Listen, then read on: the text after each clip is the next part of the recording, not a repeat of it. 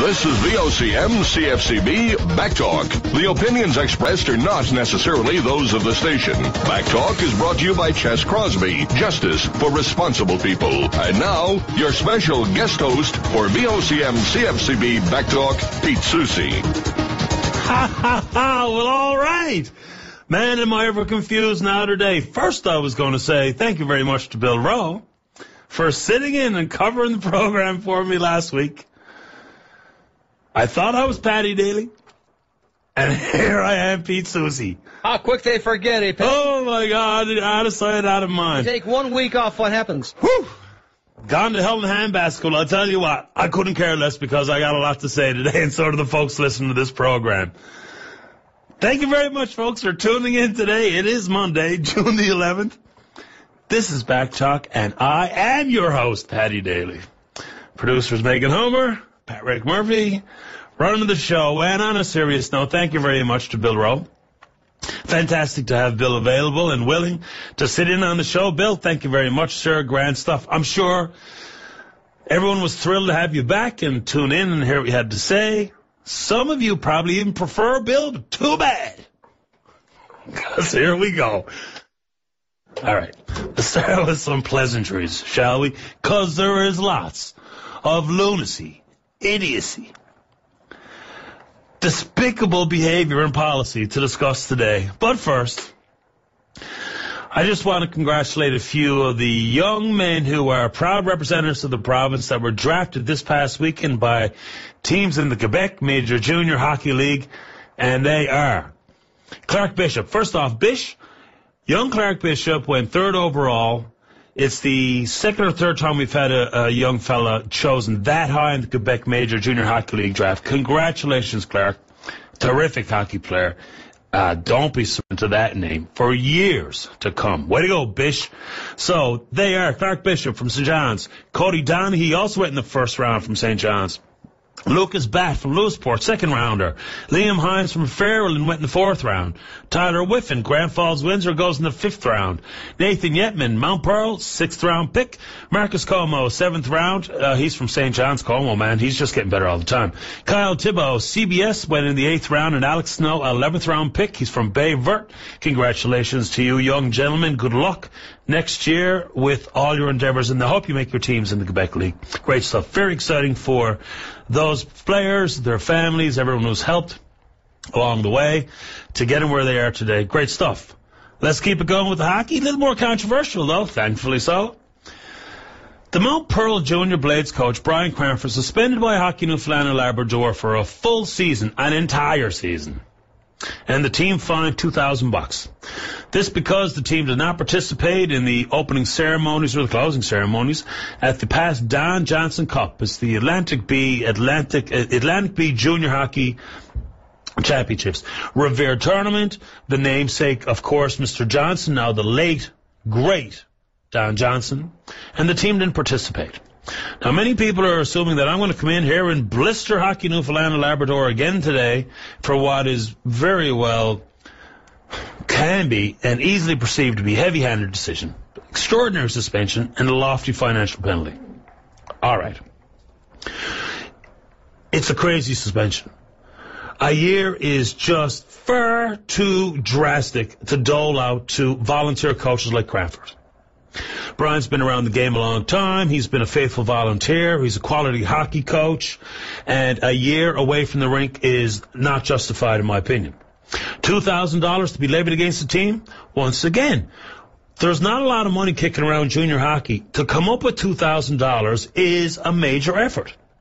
That $2,000 can and should be spent on the operation of the team, not a penalty to Hockey Newfoundland and Labrador. But Cranford said that he told the organizing committee that the team couldn't go, they would not be participating, and they said, too bad. You've got to. You signed up, you're in the tournament. Well, actually, you're there because the winner was the host, and as the second place finisher in the St. John's League, you get to go. Good enough. So we're not going. The organizer said, too bad. So they didn't go. You know, there's a reason those ceremonies are important to the tournaments.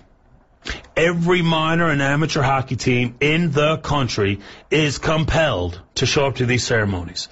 Every player that's ever stood on a blue line has thought, oh, get me out of here. How boring is this? Unless I'm hosting, of course. So they're right with it. But here's where I defend H&L. You know you got to go, so go. And to say that you have university-age players that were studying and couldn't get away, you know what?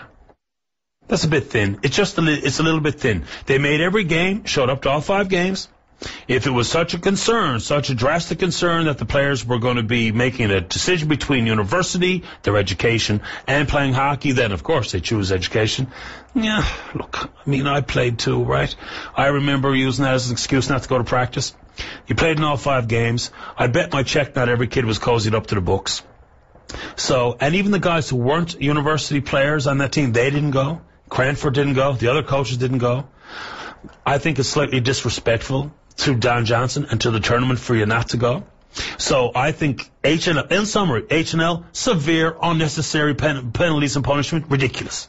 And to Cranford and the Junior Blades, he should have done it. He should have gone. You know as well as I do, Brian, you've been around forever. You got to go to those things because it's important. You get to congratulate and thank the sponsors.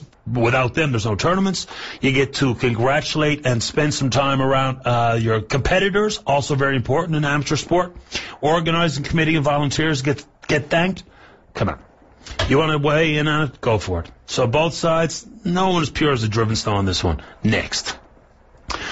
All right, let's get down to what is the news of the day. And God almighty, the provincial government.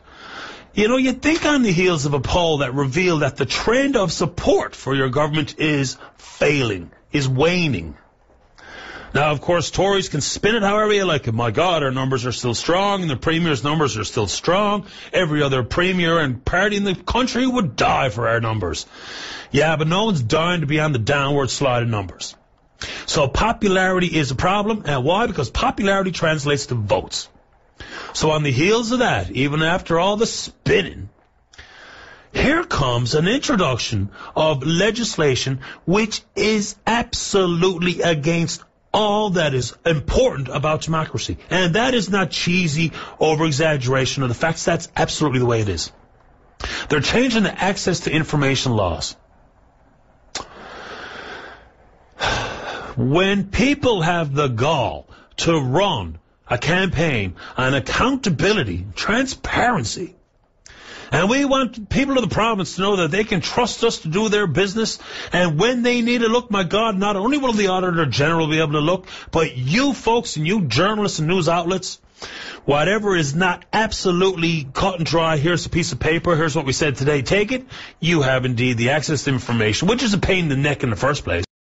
Whatever we want, whenever we want. Why? Because you work for us. And now they're changing it to make it even more difficult to get at it. Some of this stuff here is apparently supposed to protect cabinet ministers and their advisors from being embarrassed. If you're doing anything that could cause you to be embarrassed, then you're doing it all wrong. If you're doing anything that should cause you an embarrassment, then you are betraying the people you work for. That's right. You work for us. You don't work for your colleagues in caucus. You don't work for simply your party donators, corporate and individual. You don't work for popularity at the cocktail party. You work for me. So now Felix Collins gets up and says, you know, we're going to protect some of these cabinet documents, not make them part of the old access to information. They're going to be shielded for 5 years so that the ministers now currently in there will be shuffled up by the time you get a gawk at them. And we're doing this because it sends a chill up the advisor's spine who are advising the ministers. If you got a chill, get a sweater. If you can't handle it, get lost. And that's not over-the-top language, that's it. We have had it. As an electorate, as the people of the province, we have had it. If you can't disclose what you're up to, then what are you hiding? What are you hiding? And if it's not what you're hiding today, it's what are you hiding that's coming up in weeks or months from now that you don't want any of us to see? Muskrat Falls information? I have been half-heartedly on the Muskrat Falls train, sometimes to take the other side of the conversation, to induce debate. Sometimes because I believe in part of the project, and now I don't even know what to think. If the economics are changing, there's more money going to be spent on the project than has once been discussed, then who would be for it? Not me. If we're not going to get to see full analysis of the up-to-date cost at Decision Gate 3, if we're not going to see up-to-date and complete analysis of alternative forms of power generation, if we're not going to see all that we want to see as the public, whose money you're spending on these projects, Muskrat Falls and others, then all of a sudden, we don't trust you. And I think I speak for most, 99%. If you're afraid to tell us what you're up to, then we don't trust you. And once that is lost, all is lost. Now, the NDP and the Liberals say they're going to filibuster. Yeah, good enough. Filibuster, folks, is just another friggin' waste of time in the House. Talk it to death to get nowhere. We're up against a majority government who will do as they see fit, and the filibuster, good effort, and that'll win you a bit of political capital, but I don't know where that's going to lead us either. And Collins, this is the language he uses. And Felix, if you're listening, someone belonged to you in your offices, and this is directed at you, sir, and if you want to call the program and take opposition to it, then fill your boots. The government is going to refuse requests for information that are frivolous or vexatious. Vexatious. Well, now we're all vexed. I couldn't care less who you're trying to protect. Whatever you're up to, we want to know. We want the Auditor General to have more access than ever before, not less.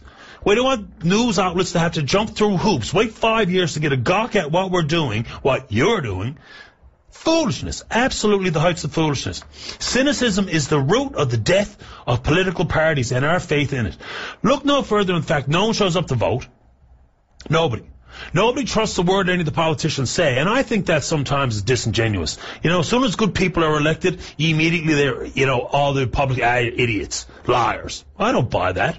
But boy, when you play a card like you played today, then we've all got to collectively turn our heads towards you and say, not good enough, sir, madam, not good enough.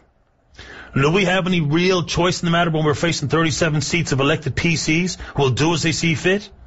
Well, what we can do is ensure you and everyone else like you that the day has come where accountability and transparency are not catchwords or buzzwords on the campaign trail. If you can't follow through with that most important and fundamental promise, then we have lost our faith in you and everyone else who talks that kind of big game and can't deliver.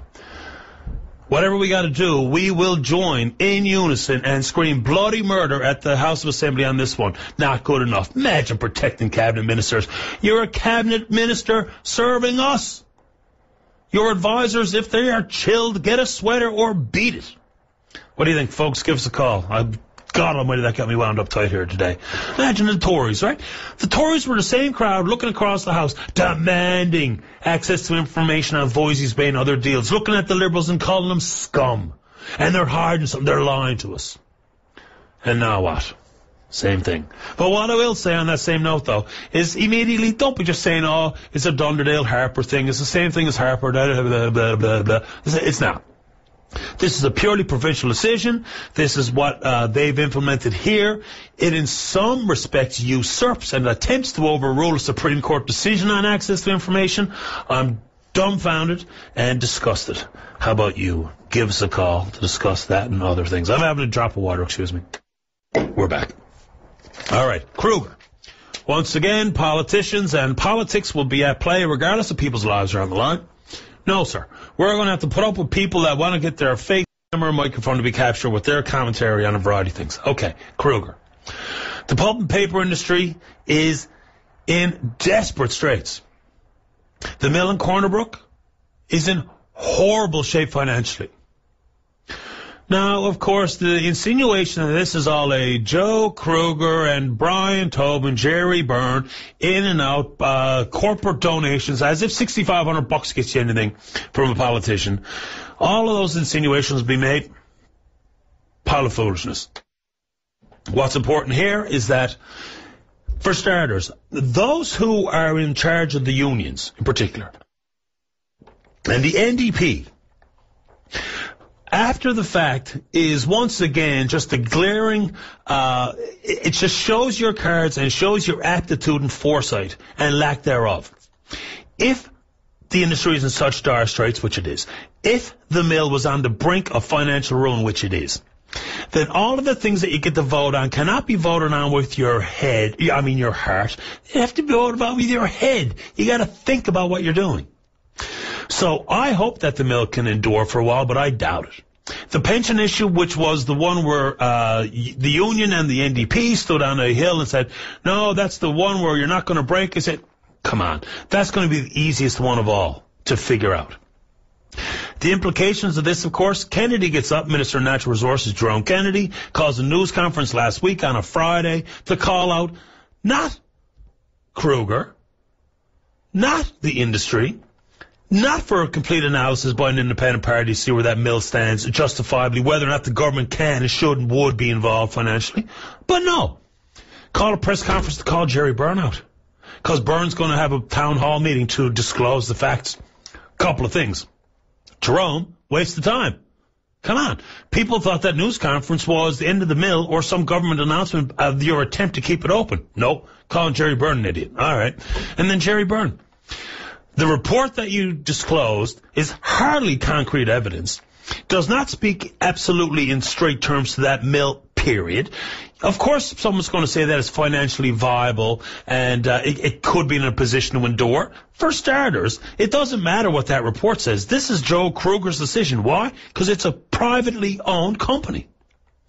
If they're not going to do business here, we can't allow them to drive it down our throats. It's not a gun to our head for subsidy. It's not a gun to our head to allow for 10 years of repayment and pension money as opposed to 5, even though that would be wise of the government to protect the folks in Corner Brook and area who have paid into their pension. So all the politicians, once again, if you can't get your fill of getting your name plastered around with sound bites and whatnot, then go stand in front of the mirror in the bathroom and sing or talk yourself silly. Because we're sick of listening to the grandstanding. Guaranteed it is over. Government has now dug themselves a hole, provincially and federally, which is becoming difficult to climb out of. Forget the posturing. Let's hear what you're going to do. Not pointing fingers across the aisle. What's he doing? What are they doing? Well, what a waste of time. You're not smart enough to participate in the all-party committee. What are you doing grandstanding, giving people information out in Corner Brook? Holy macaroni.